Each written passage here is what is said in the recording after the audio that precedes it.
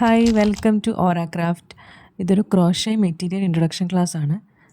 Cotton yarn, acrylic yarn, blanket yarn, T-shirt yarn എന്നൊക്കെ പറഞ്ഞ് different types yarns ഇന്ന് മാർക്കറ്റിൽ അവൈലബിൾ ആണ്.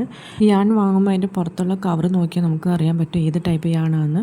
100% കോട്ടൺ എന്ന് എഴുതിയിട്ടുണ്ടെങ്കിൽ കോട്ടൺ യാൺ, അക്രിലിക് യാണിൻ്റെ മുകളിൽ എഴുതിയിട്ടുണ്ടാവും. പിന്നെ ഹുക്ക് സൈസും അതിൽ മെൻഷൻ ചെയ്തിട്ടുണ്ടാവും. എൻ്റെ കയ്യിൽ അവൈലബിൾ ആയിട്ടുള്ള യാണുകളാണ് ഇതൊക്കെ.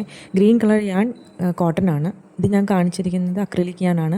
അക്രിലിക്കിൻ്റെ ഒരു ഡ്രോബാക്ക് എന്ന് പറയുന്നത് അതിൻ്റെ നാര് ഇതുപോലെ പൊന്തി നിൽക്കും. ഇത് ഞാൻ ചെയ്തൊരു വർക്കാണ്. അതിൽ നാര് കണ്ടോ? അത് കളയാനുള്ളൊരു ടിപ്പ് ഞാൻ നിങ്ങൾക്ക് പിന്നീട് പറഞ്ഞു തരാം. പിന്നെ കോട്ടൺ യാണിനെ വെച്ച് നോക്കുമ്പോൾ അക്രിലിക് ആയിരിക്കും കുറച്ചുകൂടി ബിഗിനേഴ്സിനൊക്കെ എളുപ്പം, സ്റ്റിച്ചൊക്കെ ഇട്ട് പഠിക്കാനായിട്ട് എളുപ്പം അക്രിലിക് യാണായിരിക്കും. ഇത് കണ്ടാൽ തന്നെ നിങ്ങൾക്ക് ആ ഡിഫറൻസ് മനസ്സിലാവും. കോട്ടൺ യാണാണ് ഈ ഗ്രീനും ബ്ലൂവും, ബ്ലാക്ക് കളർ വന്നിട്ട് അക്രിലിക് യാൺ. അതിൻ്റെ ബണ്ടിൽ തന്നെ കുറച്ച് ബൾക്കി ആയിട്ടായിരിക്കാം. അക്രിലിക് വന്ന് കുറച്ചൊരു ബൾക്കി ഫീലിംഗ് ആയിരിക്കും. ബ്ലാങ്കറ്റ് യാൺ ബ്ലാങ്കറ്റ്സ് ഉണ്ടാക്കാനും സോഫ്റ്റ് ടോയ്സ് ഉണ്ടാക്കാനുമായിട്ടാണ് യൂസ് ചെയ്യുന്നത്. കമ്പയർ ചെയ്യുമ്പോഴത്തേക്കും ബ്ലാങ്കറ്റ് യാൺ കുറച്ച് തിക്നെസ് കൂടുതലായിരിക്കും. ഇനി ഞാൻ കുറച്ച് ഹുക്സ് പരിചയപ്പെടുത്താം. ഞാനിവിടെ 8 mm ഹുക്ക് യൂസ് ചെയ്യാറ് ബ്ലാങ്കറ്റ് യാണിന് വേണ്ടിയിട്ടാണ്. കോട്ടൺ യാണിന് വേണ്ടിയിട്ട് 3 അല്ലെങ്കിൽ 3.5 mm ഹുക്സാണ് യൂസ് ചെയ്യാറ്. അക്രിലിക് ആണെങ്കിൽ 4 mm വരെ നമുക്ക് യൂസ് ചെയ്യാം. പല ടൈപ്പ് ഹുക്സ് ഇന്ന് അവൈലബിൾ ആണ്. വുഡിൻ്റെ, പ്ലാസ്റ്റിക്കിൻ്റെ, പിന്നെ ഇതുപോലെ ഹാൻഡിൽ വരുന്ന ടൈപ്പ്.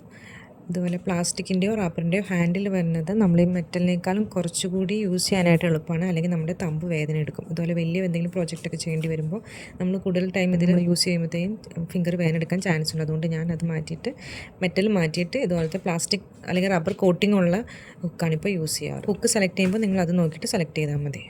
എൻ്റെ വീഡിയോസിന് താഴെ എപ്പോഴും വരാറുള്ളൊരു ക്വസ്റ്റ്യനാണ് യാൺ എവിടെ നിന്നാണ് പർച്ചേസ് ചെയ്യണേന്ന്.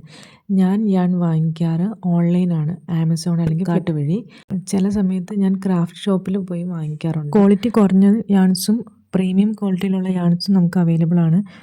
ഞാൻ പ്രിഫർ ചെയ്യണത് ഒരു 100 to 200 റേഞ്ചിൽ നിൽക്കുന്ന യാണാണെങ്കിൽ നമുക്ക് കുറേ വർക്കുകൾക്ക് യൂസ് ചെയ്യുകയും ചെയ്യാം. നമ്മൾ ചെയ്യുന്ന വർക്കിനൊരു പെർഫെക്ഷൻ ഉണ്ടാവുകയും ചെയ്യും. നിങ്ങളൊരു ബിഗിനർ ആണെങ്കിൽ അക്രിലിക് യാൺ വാങ്ങിക്കുന്നതായിരിക്കും നല്ലത്. പ്രത്യേകം ശ്രദ്ധിക്കേണ്ട കാര്യം, സ്റ്റിച്ചസ് ഒക്കെ പഠിച്ചതിന് ശേഷം മാത്രം ഡാർക്ക് കളേഴ്സ് യൂസ് ചെയ്താൽ മതി.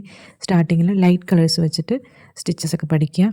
കാരണം ഡാർക്ക് കളർ ആകുമ്പോൾ നമുക്ക് ഹുക്ക് ഏതിലൊക്കെ എടുത്തും ഏതിൽ വലിക്കും എന്നൊക്കെയുള്ള കൺഫ്യൂഷൻസ് ഉണ്ടാവാൻ ചാൻസ് ഉണ്ട്.